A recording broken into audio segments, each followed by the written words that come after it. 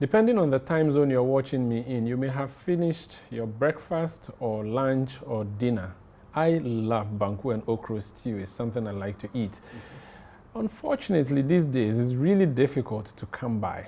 The man whose job it is to ensure we all have food on our dining tables in Ghana is the Minister for Food and Agriculture. He is my guest on Face to Face. Please join me for this discussion.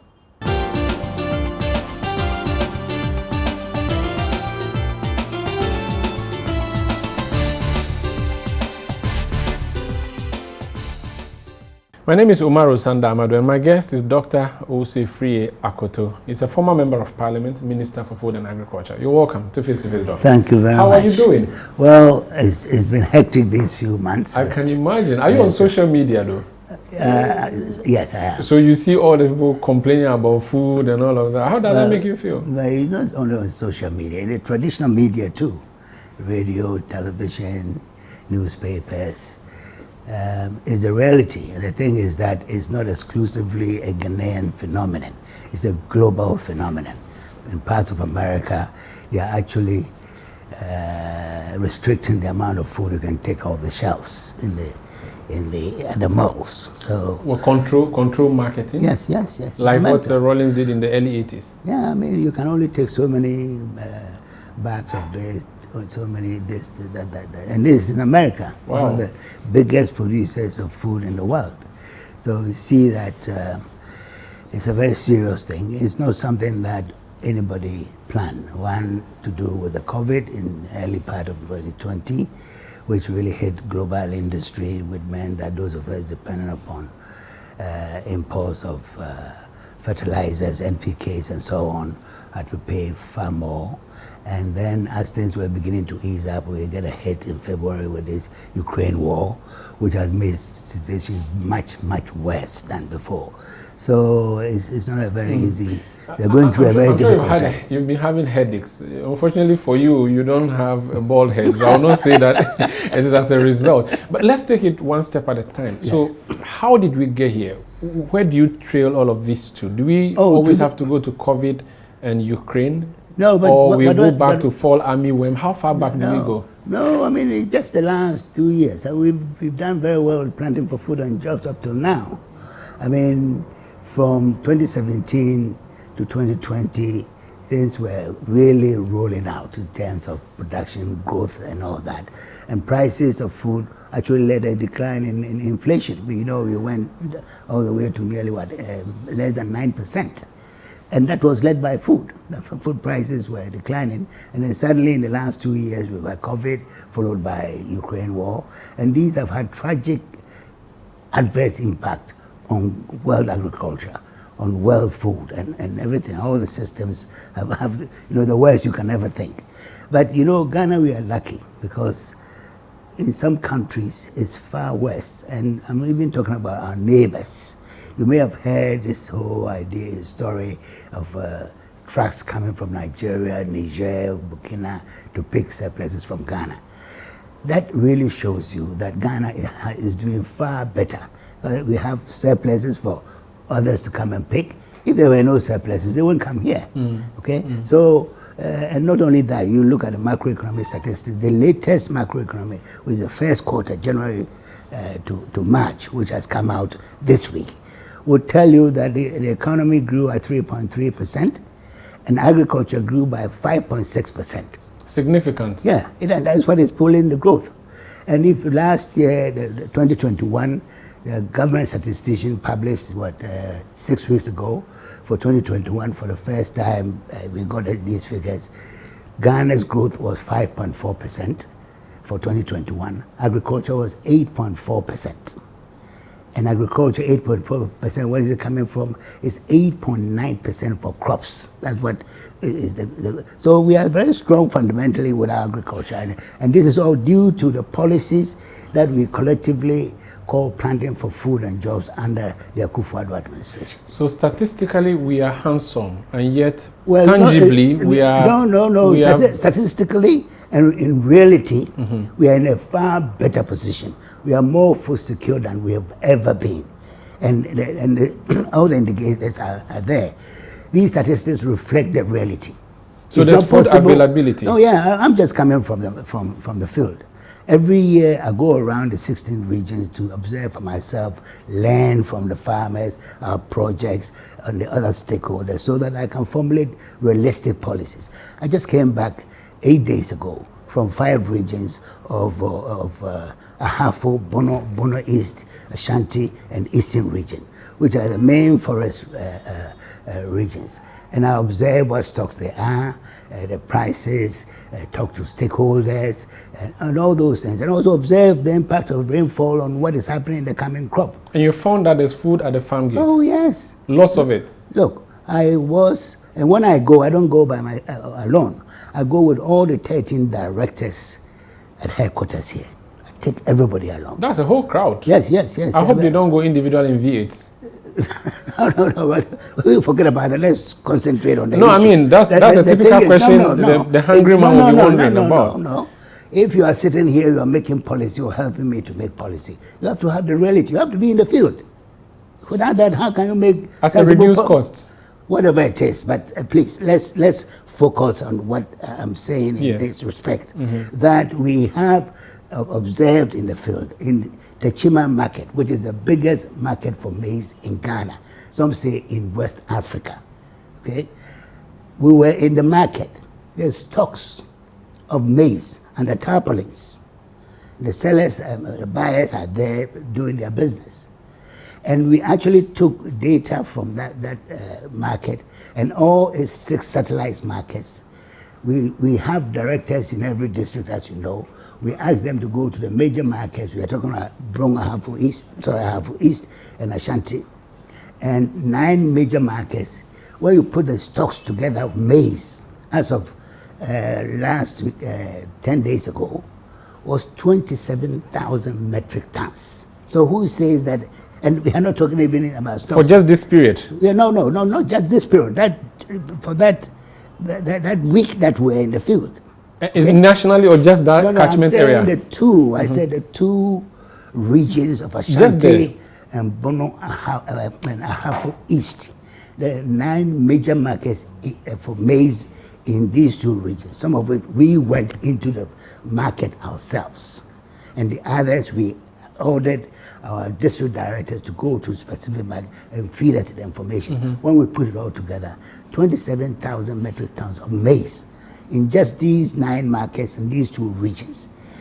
The northern stocks and so on, that's excluded. So if anybody sits here and says that there's no food, they don't know what they are talking about. So there's enough maize, and yet the ball of kinky can't sell for 1 cedi No, but that's anymore. a different issue. Okay, so let's establish that whether the food is there or not. Okay, aside maize, what else did you look at? No, I'm coming to it.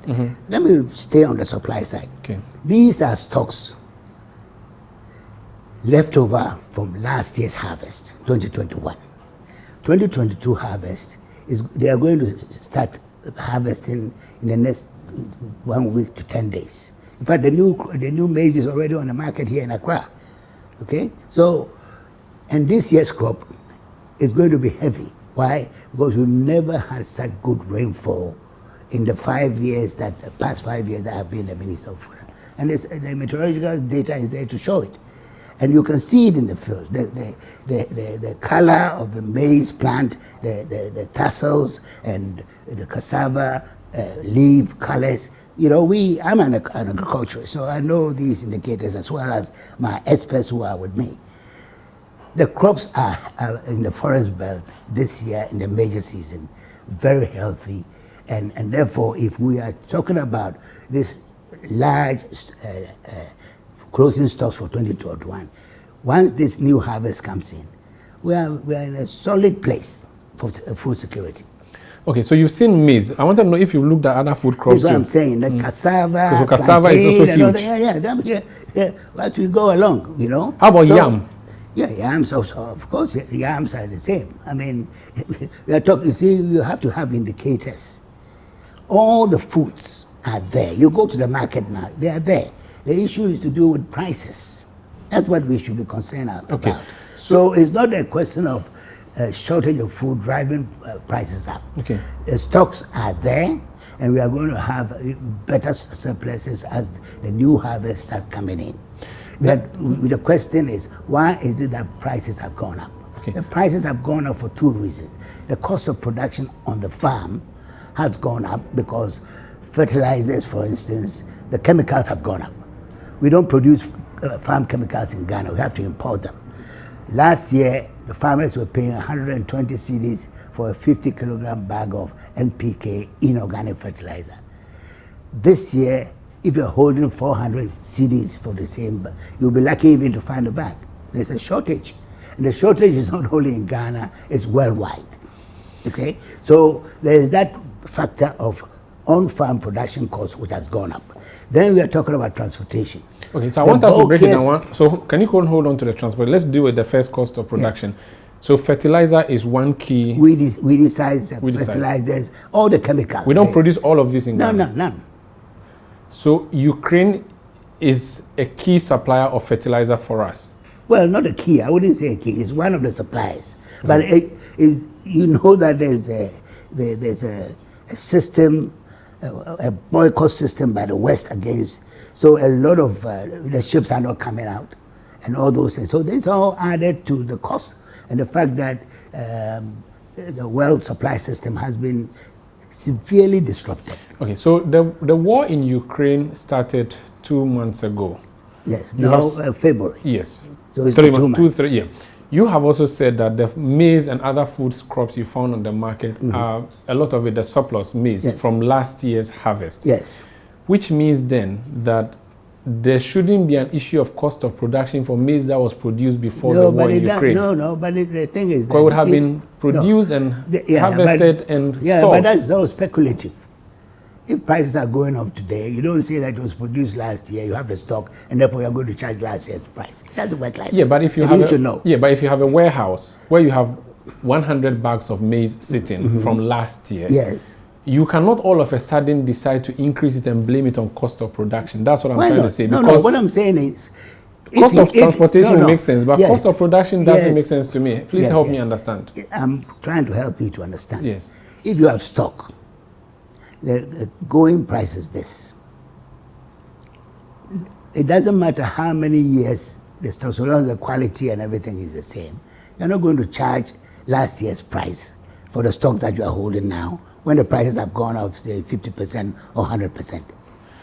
I mean, you must be a very bad business person to sell at the last year's price what you are holding today, when on the open market the price is much, much higher. But would it not be your interest to move your stuff around? If you do not empty your warehouse, you cannot stock. Now, if emptying your warehouse would mean increasing the price, and the demand is there, but you are increase the price, it will be difficult for people to consume because the demand and supply theory or principle should not be working in this particular situation. Why not? If there's excess food, people should buy it at a less price. And yet you are saying that there's excess food, but people cannot buy. No. Demand is high. The supply should provide. But you are saying that we should actually be charging the same price as last year because it was produced last year. Yes. No. It doesn't work like that. If you're a trader, you wouldn't do that. If you've traded before, you wouldn't do that. I have traded before. Because the current situation, if the price is 10 cedis now, or regardless of when it was produced, the price will be 10 cedis everywhere. It wouldn't be that, this is 2020 crop, and therefore it should have a discount over current price. The price is common to everybody. So we are all facing the same price. So I'm still looking at the date line. So if in February a war started, and then the supply of fertilizer ceased, and so it affected production for new crops, are these new crops already on the market? No, I told you they're just about to be harvested. So if they are yet to hit the market, how are we blaming their cost of production on the price of an existing crop? I'm not saying that it's just the cost of production.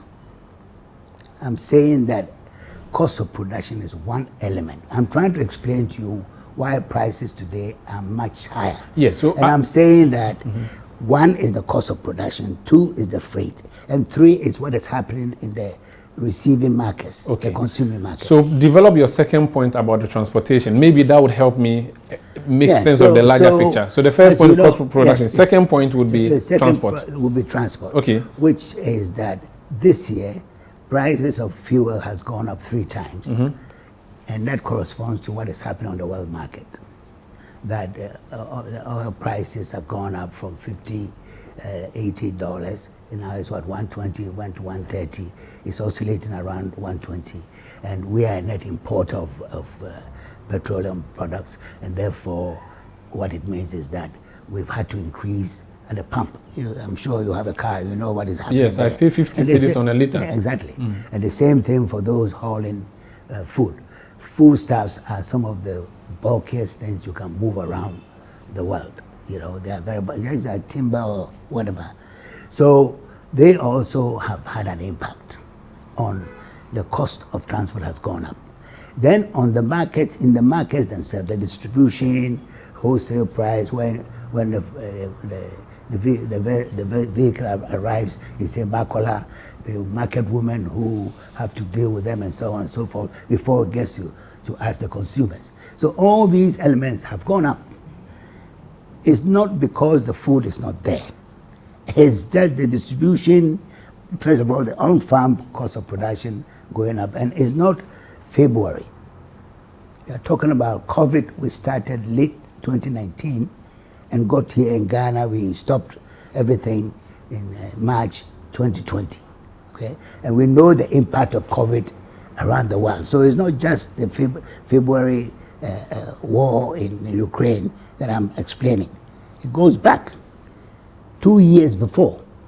And we all know what happened. Yeah, we're all sitting at COVID was worse in 2020. Yes. So how come we didn't have this challenge in 2021? No, we have it in 2022. No, but there's always a lag. But I'm saying that you and I are not having, we didn't have this conversation of the high cost of food on the market in 2020. No, we did. I mean, it wasn't as bad as now. No, of course, Yes. it's gone worse. It started in 2020. You look at the statistics, you see that the cost of foodstuffs started going up after 2020 when they stopped everything and people were speculating, rushing to the markets to buy, to hoard, and we are telling them there's no need for that. There's plenty of food in the system. And eventually we found out that there was plenty of food in the system because once they stopped that behavior, they didn't go hungry. The food was still coming in. So that's where it started. You know, and then followed, I'm saying, has been accelerated by this other disruption of the war in Ukraine. Okay. So we are talking about 2 years of disruption to international trade, which has had this adverse effect, not only in Ghana, everywhere. Okay, so Ukraine, COVID affected cost of production. Ukraine, again, affected transportation. COVID. And COVID also affected transportation. So these are, is there a third element? No, these are the basic. Is there an element of greed where people excess profiteering? Is that something you've discovered during your research? Yes. How did that come about? Look, Techimantia is about 2.5 truck drive from Kumasi. Tomatoes are selling, and this is where I was there, in the market for 150 cedis. In Techimantia? In Techimantia. If you take account of the cost of transport, maybe add another 30 cedis. Make it 180 180. In Kumasi, the same basket of tomato is selling for 300, 400 cedis. How do you explain that? There's somebody who is exploiting the situation. More than 100%? Yes. And consistently so with maize from the Chiman, where we were, to Kumasi, the Chiman, to Accra.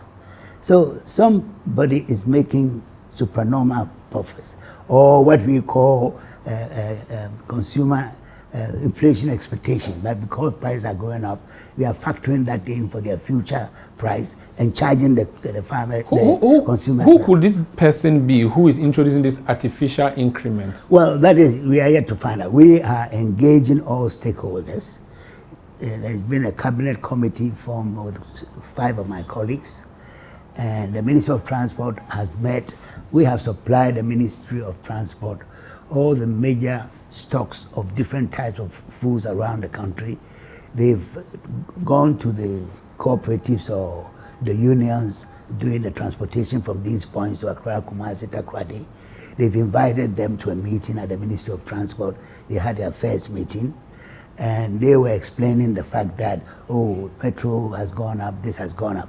They didn't have the price information that I had, because at the time I was in the field busily collecting information myself. In the meantime, Minister of Gender also had a meeting with 90 market queens from around the country, 90 of them. Did they also find the figures to be absurd? No, not yet. The figures were not coming. I'm just developing the point. So they also had a meeting. And the meeting, they are saying, oh, the transport has gone up and the price has gone up, this and that and that. And I come in after that, we have another meeting, I give my reports, which indicated that the problem is to do with the market queen side, not with freight. Because the data that the freight forwarders, the freight transporters, they brought, maybe double or even treble, but that could not make the product price in the market 3-4 times what it is at source. Is it too early? So at the moment, on Monday, we are having a big conference of all the stakeholders across our house, just across here.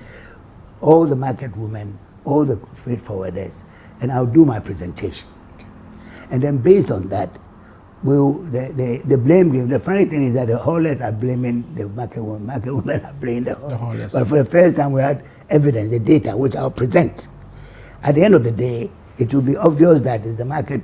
The problem is to do with the market, profiteering of the market. And then we'll have to find a way of trying to convince them, the market women, that we have to put some price controls or something, something. We need to dialogue with them after that conference to see the best way to try and bring them. Is it too early to suspect saboteurs? I wouldn't, I believe strongly in the market. I don't think that situation didn't happen, was not there 2-3 years back. It's a situation which has brought about the opportunity to exploit. Okay, so you have to deal with the source of it. That's my philosophy. Okay, I don't believe in, saboteurs. No. Or sabotage. Yeah. If the situation does not arise for sabotage, the saboteurs will be disappointed. Okay, this is Face to Face on City TV. My name is Owusu Sandamadu. My guest is the Minister for Food and Agriculture. We are trying to track for you why it's so expensive for you to buy a ball of kenkey in Adabraka, and we'll also explain to you, if you're a farmer in Tumu, you have a groundnut farm, how come it is becoming expensive, or how can the minister convince you that Ukraine is the reason your groundnuts are not doing well? Please stay with us.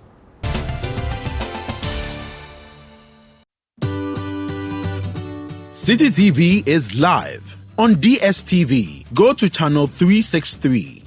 On GoTV, access City TV on channel 182. On a digital TV, please press the menu button on the remote control and run a new search on your TV.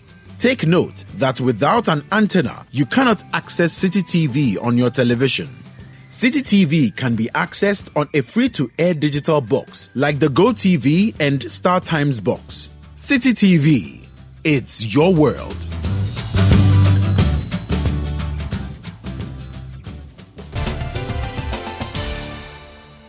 You're welcome back to Face to Face. I am Owusu Sandamadu here with the Minister for Food and Agriculture. We are having lunch. So before we started this interview, I phoned the General Agriculture Workers Union and I asked them, I'm going to speak to the Minister of Agric, what is the biggest headache you have? They said to me that we import 99 million cedis worth of tomatoes from Burkina Faso. That is the reason we are having the struggle we are having. It is not necessarily because of COVID and Ukraine, is it? Look, tomato is very seasonal. As I speak to you, you go to Bono East region. There's tomato getting rotten, not getting a market, because we are in season. When we are in season, Burkina Faso is not in season. And these are very perishable items. So, of course, if you are out of season and they are in season, it makes sense to import from them. Just like we also export out of this country. So in 2019, let me explain to you, we in this ministry estimated the amount of food items, 19 food items, that we exported to our neighboring countries. We estimated to be nearly like $90 million US. We export. We are an international, we are an open economy. So obviously we cannot do everything by ourselves. What we have advantage, we export. What we don't have an advantage, we import. And seasonally, because of agriculture, like all the rest in West Africa, are dependent upon rainfall, or Africa for that matter, you have to take account of these seasonalities. So if they are attributing our difficulties to 90 million, what are they saying? Seeds of tomato Seeds imports. of tomato imports as a cause of what? Our problems. Yeah. I mean, But see, the seasonal issue would sound good until we remember that in 2016, you, the MPP, promised us you're going to build warehouses in each district to prevent gluts. yeah, but we have, Where are those warehouses? Because if we had them, tomatoes will not be rotting. No. We have 80, we built 80 warehouses. Fantastic. Over the, wait, please, over the last 5 years, which have only recently, the last 7 months or so, been officially handed over to me. The Ministry of Agriculture constructed 30 of them.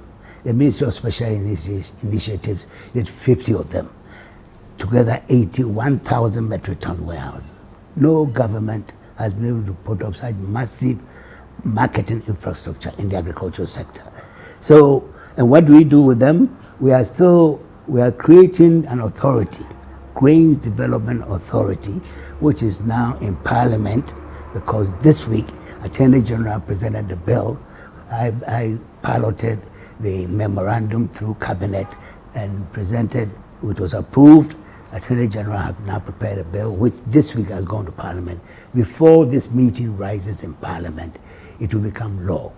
Then we are going to hand over these 80 warehouses to the new authority for it to begin trading this harvesting season. So Rome was not built in a day, you know. It takes time. And we're talking about liquidity of the country and all that, to take account of budgets and all that. So gradually we are getting there. So we've built 80 warehouses, but we're putting them to no use. No, it's not. We've just been handed over to, if it's not handed over, you cannot use them. Yeah, but over a period of 7 months, that means... But we need the creation of authority, and we have to make arrangements for all these things. So some were finished early, some were later as we speak. Some are still, although they've been handed over, we're giving it to the care of local authority until we finally decide. These things will be there for us, and it will be there for 50, 60 years. Doc, the peasant farmer in Techiman would not understand the explanation that there's a warehouse sitting in Techiman, which warehouse can save his tomatoes, and yet there's an authority that has been waited upon, an authority which has to be approved somewhere in Parliament if the House of Parliament feels so. Before that padlock can be unlocked for tomatoes to be packed in there. No, but... Can you help make it make sense to that farmer? It's not the farmer who put his stuff in there. Yeah, the government. It's not the government. Okay. We are not traders. So you're not going to buy from the farmers? No, please. Okay. Traders who be registered. It's just exactly like cocoa board. You have to have a license before you can trade with cocoa board. You understand? The same thing will happen with the development authority. And we were hoping that once this authority comes into being this season, this harvesting season, then they will accumulate their profits and build more warehouses. Because 80 is not enough. But government is taking the lead. So you said it's called the Grain Development Authority. Grain Development Authority bill is now with the Speaker of Parliament, if not this week, definitely the coming week, because it's ready. I've seen it between myself and the Attorney General. We've agreed that this is the bill that we are taking to. Educate me, because it's called grain, I am assuming that tomatoes will not make it to the... No, at the moment, there's an authority that we are preparing for vegetables and for poultry. These are the two others which will come. We have the Tree Development Authority now in place. So we are going to create 4 authorities for different products within the agricultural value chain. Okay, let's talk about a few of the other projects you are running, and we'll come back to the issue of food. I know it's something that everybody wants to know about, but you've talked about planting for food and jobs. What is the success rate of that program from the ministry's perspective? What do you mean by success rate? You are planting for food and jobs. How many people got jobs under this program? How much food did we produce? Did we export it? Did we consume it locally? Do you have some figures to share with us? Yes, I have figures, but I'm not carrying them in my head. Okay. So I cannot give you the specific. Planting for Food and Jobs, the aim is to increase productivity on farms. In Ghana, most of our agricultural produce is done through smallholders. And when we say smallholders, we're talking about 2-3 hectares, that's 3-4 acres only. And that's how we have managed to survive as a country all these years, whether it's cocoa, maize, whatever. Commercial agriculture is still in its infancy. So we focus on the smallholder to bring up their productivity so that we can have more food and we can have more products. And that is what is happening. The contribution of Planting for Food and Jobs is to change the psychology and the attitude of Ghanaians towards agriculture. And you'll be glad to know that on the last leg of our trip, the previous week, in 2 hours, I met medical doctors who are hung up their stethoscopes and are in full-time agricultural production around Samanka. The Minister for Health will not be happy with you. Well, whatever it is, that's their choice, you know. And one is in plantation of coconut and its products. The other is with his family, his father, his mother, and his brothers on a 35-acre farm doing maize and cassava and other things. And they've given up from their professions and are in this. And I can tell you, there are a whole lot of new entrants of highly educated people who are coming and making money in agriculture. So if nothing else, the psychology towards agriculture, we managed to change our Planting for Food. What incentive did you give the people to make them, what enticed them? Well, what enticed them is basically, as I said, the objective is to increase productivity. So to increase productivity means you are talking about increasing yields per unit, okay, production per unit. And to do that, we brought in the practice of applying improved seeds and fertilizer. 5-6 years ago, very few farmers knew what fertilizer was. They call it farm chemical. But now every farmer knows what a fertilizer is. Is it for free? No. Farmers of this category are some of the poorest workers in this country. And if you were to offer it to them at the prevailing commercial prices, they couldn't afford it. So we decided to go the subsidy way by subsidizing fertilizer at 50%. For seeds, sometimes we went as high as 90%. Okay? And to encourage them. And once they realized that instead of harvesting 5 bags every year all their lives, suddenly they are able to, with the application of improved seed and fertilizer, they're able to harvest 20, 30. I've seen 40 bags per acre. I mean, for them it's like a miracle.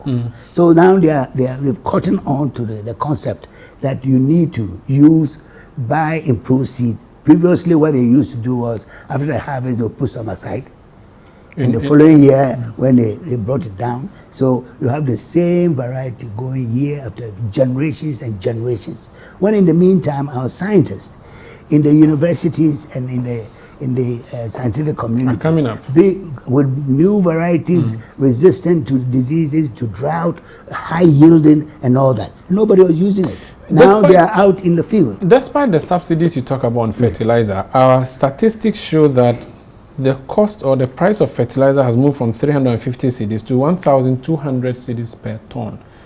That is huge for someone who wants to hang their stethoscope and go in. Well, otherwise, if they didn't find it profitable, which person in their right minds will hang up their stethoscope to go and farm to make a loss? They may come back soon.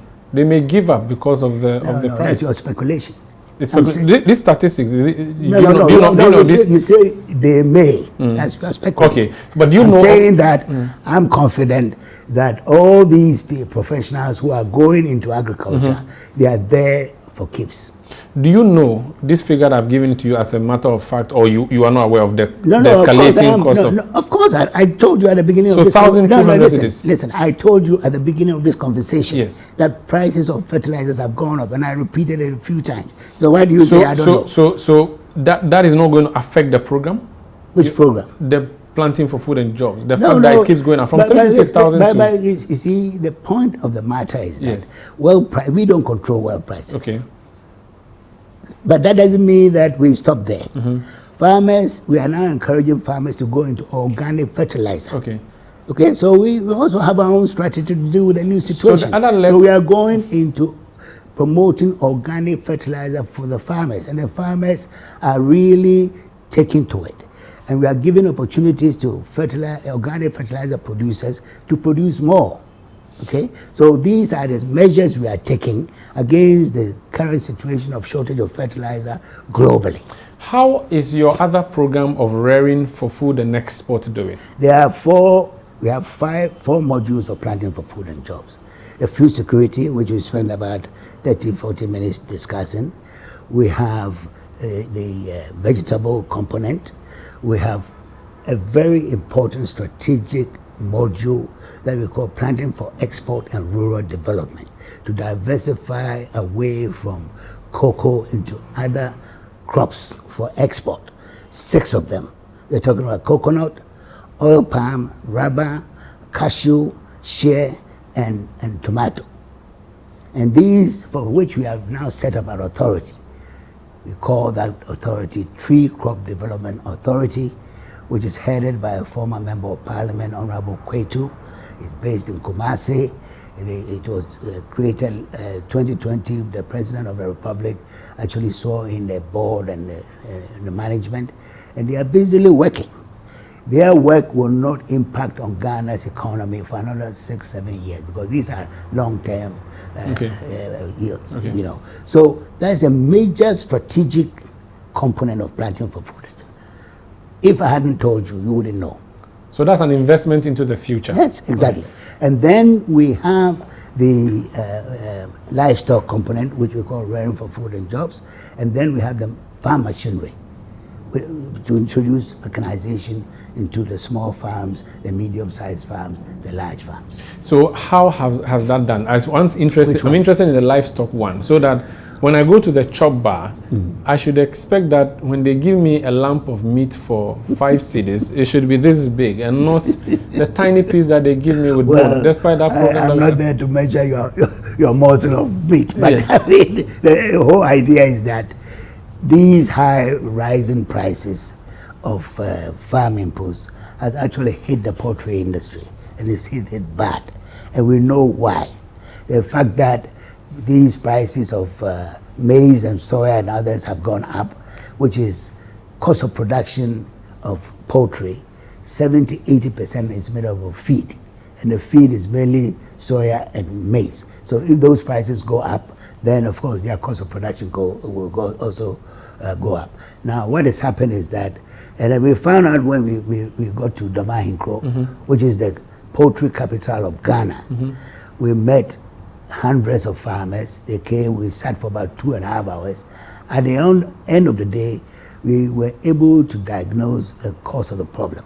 The problem is that these farmers were holding the same working capital, which they had built up to, say, 100,000 beds. The prices have gone through the roof, so their working capital can buy only half of or whatever before. So then, of course, they had to kill the beds to sell them and reduce their heads to the level that they can still meet the quantities. The commercial banks, which they have been dealing with, should, in normal circumstances, come in to support these farmers to be able to maintain the level of stock by giving them bigger working capital, because the working capital they are using is no longer enough because prices have gone up, and they haven't done that. And they haven't done that not only to poultry farmers, to all agricultural. Farm credit in this country is disgracefully low. And we've been talking to them because farmers, some of them get so despondent, they come to my office to complain that, my collateral, I gave my house as collateral, I've done this, and still they're not giving me the credit.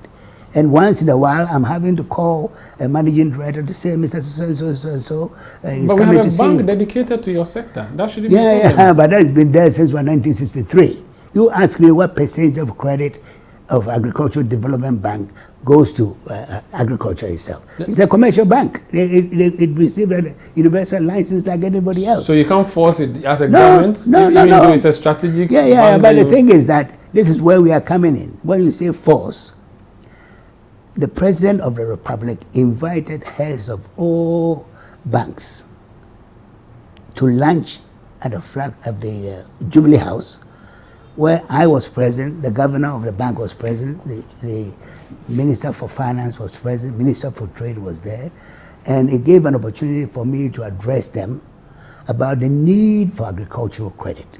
Look, when I came back from abroad in the early 90s, all commercial banks had big departments of agriculture.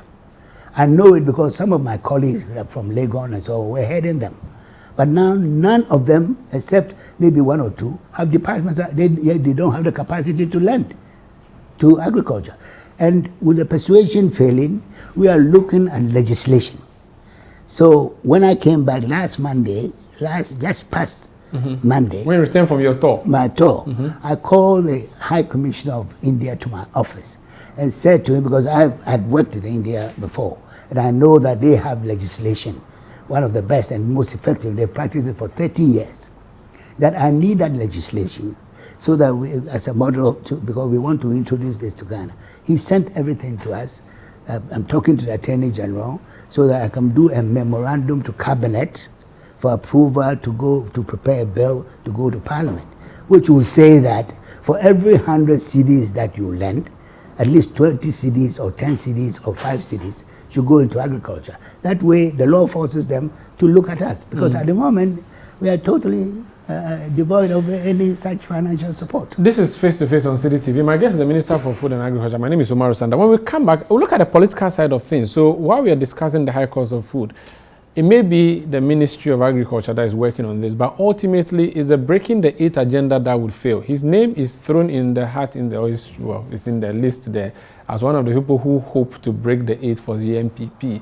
What is the political damage that this food crisis has caused the MPP government, and how do they hope to deal with that before 2024? Please stay.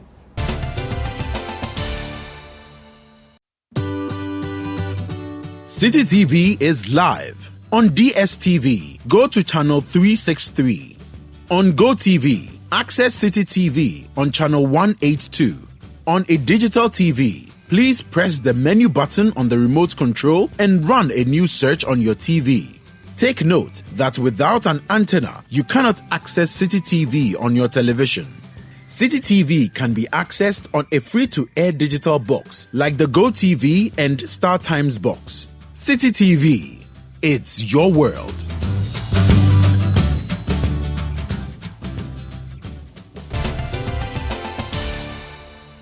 You're welcome back to Face on City TV. My name is Umaru Sanda. I'm here with the Minister for Food and Agriculture. I've heard many people in government refer to you as the president's friend. In fact, they even say you have lunch with him. What does he think of the cost of food? We're all very concerned, of course. I mean, we came into government to make life easy for everybody.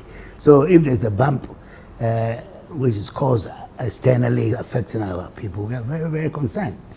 And this is why we are working 24 hours to make sure that we get reasonable prices for food across the country. I don't know what the president's favorite food is. I hope you will share with me. But when you're eating, does he not worry? Does he not say to you, Doc, you're going to ruin my legacy because of the cost of food? Does he not say that to you? No. He really appreciates what we have done with agriculture in this ministry. He really, because wherever he goes on his tours, and you know, the president goes to all the regions once every year. He's just starting coming week. When he gets to those places, the traditional authorities and the business community, they all commend him for his policy in agriculture, because it's affecting millions of people. Some of the poorest people in Ghana, their situation have improved because of President Akufo-Addo's role through his policy of planting for food and jobs. So he really appreciates what we are doing. And yet people cannot buy food. That would also affect him. No, they buy food, but it's expensive. Nobody can say that they cannot buy food. Please, don't give that impression. Seriously? There's nobody who can say that they cannot buy food. Food is around. As I told you, at source. But there's no money to buy it. Well, no, there's money. It's expensive. Please, don't dramatize this. Oh, there's Doc. no money. You don't have money to buy food. I don't. You don't? Doc, I spoke to someone who said to me that it's actually easier now to buy cooked food on the market than to go and buy foodstuffs and come and cook. And it's still food, isn't it? It goes into the stomach. Yes, but Yeah. but the cost is outrageously high. Yeah, and if sure. you look at the salary, in fact, the unions, Teachers and Educational Workers Union, Ghana National Education, all of them, they are saying that they want COLA, cost of living allowance, to keep them afloat. By the end of June, if the government doesn't introduce that, they will not survive and they'll go on strike. And this is because of the harsh economic conditions. Food is one of them. Yes, but don't forget, the farmers who are producing the food, they are far worse off than the unions. You know, the unions are there, they provide labor for management, for capital to produce items, services, and so on. But those who actually hold our souls, the food producers, the farmers, they've been turned into very poor group of workers. And this is why we think in the name of equity, we should help them to help themselves to improve. And in doing that, this country will be better off because there'll be more food produced, as I said, for export to neighboring countries across the world with cocoa and all of those things. So I think that we have to get these things in perspective. If you say that there's no food, you are misrepresenting the situation. There's food. I'm just coming from the source. I live in Accra. I don't go to the market. My wife goes to the market. And I have thousands and thousands of workers in the markets across this country collecting pristine data, primary data from farms and from markets for us to analyze. We have a whole directorate of statistics which put all of this together. So we know what is happening. It's good you mentioned your wife because, again, your wife is trending all the time, anytime issues. Yes, because they say you said you don't go to the market. What your wife tells you, what you believe. What's your wife telling you now? She's telling you that people... No, she doesn't have to tell me. You are telling me, and I know it, that food prices are more expensive. Your wife... So when was the last time you and your wife discussed the food? Because she's a very truthful woman, you know. What did she tell you? Oh, yes. So she didn't tell you what I'm telling you now, that people cannot buy the food and that in fact, Sam George is you are no more in parliament. He's an MP. He said that people now depend on 1 square meal a day, gobe, and that's beans and gari. That's what they plenty gari, small beans to survive. How many consumers has he come across with that conclusion? Oh, he said a lot of boys are gate crashing parties now because there's no food. There's no food. They can't afford the food. Gate crashers have been there since Adam. Okay. So if he says that somebody's gate crashing for food, please. let's take it in perspective. In order to break the 8, you need to survive. You need to deal with all these things. The cost of food will cost you the 8 that you want to break. No. You go and talk to the farmers. Where do you come from? Asuchari Junction, Shai Osu local district. Okay. Yes, so we have a lot of rice and yes, which is also rotten, by the way. Yeah, what is rotten? Rice. They are not buying. Because there are a lot of issues. You are saying that there is scarce, and I say that you are saying no, that because there's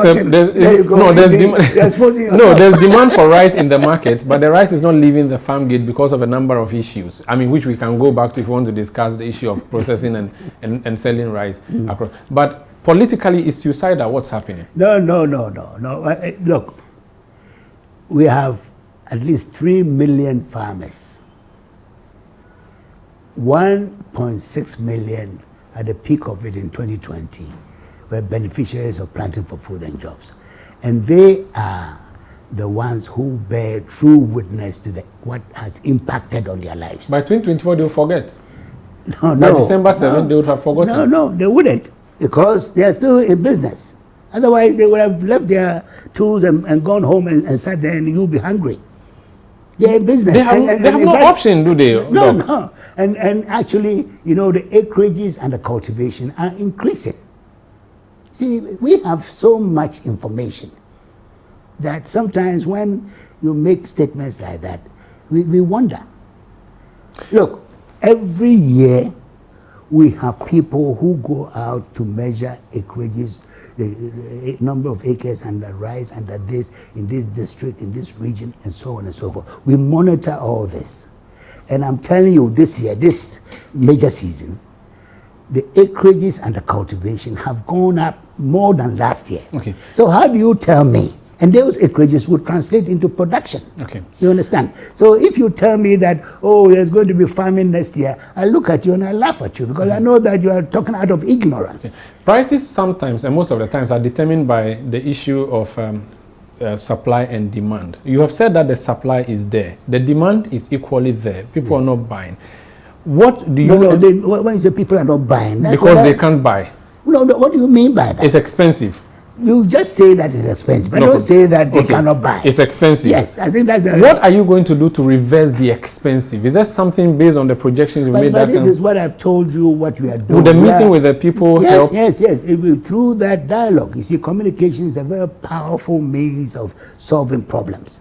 We are engaging the stakeholders, and it's a very powerful group of cabinet ministers, a sub-cabinet group, which is meeting these stakeholders to find a solution to that. In the meantime, the fundamentals are going our way because we're just about to start harvesting. And with harvest, of course, it means that if the price escalation will cease, if not price coming down, at least it will stabilize. So we are doing the best that we can. You cannot force people, though, to reduce their prices. You cannot do that. No. Why? I mean... What if you find that what they are doing is not realistic, it's not practical, what they are doing? Say, if they take it for 100 cedis, reasonably it should not go beyond 150, and you find that they are selling for 300 plus. This is because of the situation which has arisen out of external factors which are now impacting on us. We don't know 3-4 years ago, those profiteers were not there because prices were coming down. And I will explain to you, and if you want me to repeat, I'll repeat it. No. My question will be, we don't know when Vladimir Putin will leave Ukraine. So are we going to hang our prices to the fate determined by Putin? Is that the only option out? Putin leaving Ukraine? We are an open economy. First of all, you have to understand that. And we are dependent on the world markets for our inputs, for our oil. So long as we have no control on those things, what we as a government can do is to minimize its adverse impact on the population. And I've told you some of the things as a government that we are doing in order that we can bring this down.